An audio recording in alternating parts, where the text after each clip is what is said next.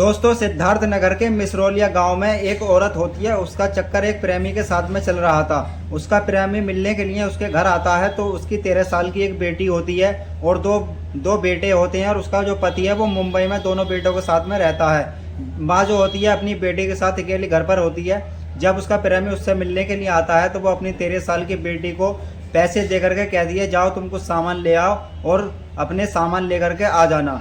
लड़की जैसे ही सामान लेने के लिए घर से चली जाती है, वो औरत और उसका प्रेमी दोनों एंजॉय करना शुरू कर देते हैं। और जब लड़की सामान लेकर के वापस लौटती है तो वो दोनों को, अपनी माँ को और उसके प्रेमी को, नंग अवस्था में एक खाट पर पड़े हुए देखती है।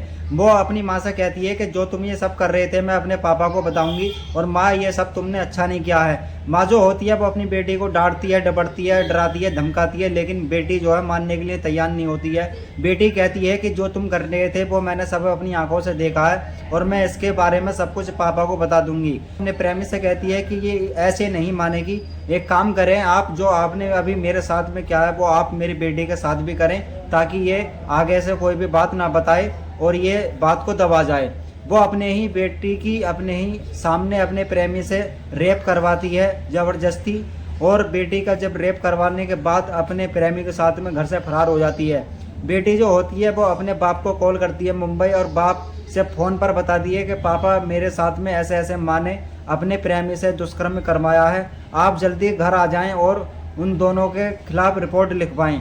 दोस्तों, ये घटना थी 26 जून 2026 की शाम की, जब वो अपने मुंबई से लौटता है और पुलिस स्टेशन में जाता है मिसरौलिया के। तो वहाँ की पुलिस जो है रिपोर्ट लिखने से मना कर देती है। फिर वो एसपी या एसएसपी के ऑफिस में जाते हैं, वहाँ भी उनकी कोई सुनवाई नहीं होती है। फिर दोनों जो है सिद्धार्थ नगर के कोर्ट में जाते हैं और वहाँ पर जा कर के बातचीत बताते हैं अपने बारे में।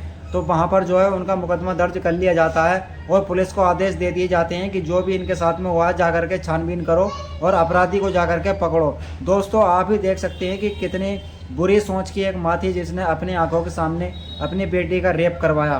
दोस्तों, ऐसी ही क्राइम स्टोरी जानने के लिए हमें फॉलो कर लें। सावधान रहें, सतर्क रहें।